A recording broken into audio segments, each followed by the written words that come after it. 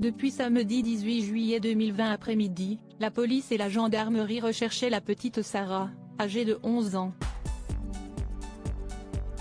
Le corps de la petite fille, qui souffrait d'un léger handicap mental, a été retrouvé dans le Rhône ce jeudi 23 juillet matin, par des plongeurs.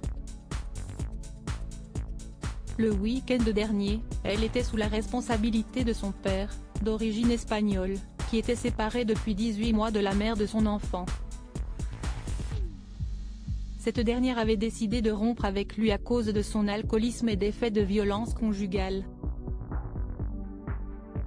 L'Espagnol était donc rentré dans son pays puisqu'il n'avait alors obtenu aucun droit de visite ou d'hébergement de sa fille.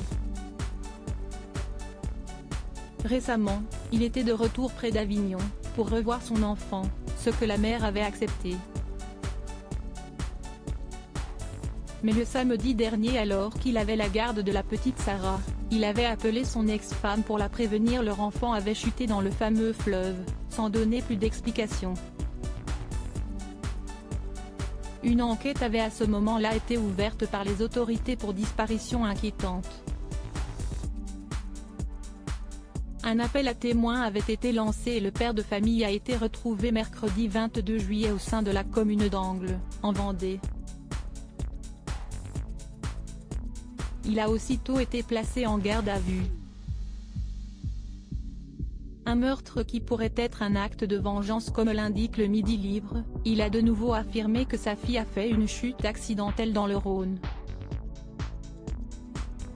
Il est finalement revenu sur ses déclarations et a révélé l'avoir poussée à l'eau et laissé se noyer, a précisé Philippe Guéma, le procureur de la République d'Avignon, à nos confrères. Les raisons qui l'auraient poussé à tuer son enfant n'ont pas encore été dévoilées. Cependant, il se pourrait qu'il ait agi pour se venger de la mère de sa fille, avec laquelle la séparation a été conflictuelle. Le corps de Sarah sera bientôt confié à l'Institut médico-légal de Nîmes, pour réaliser très prochainement une autopsie, afin de déterminer si la fillette est morte noyée ou si son père lui a infligé des violences.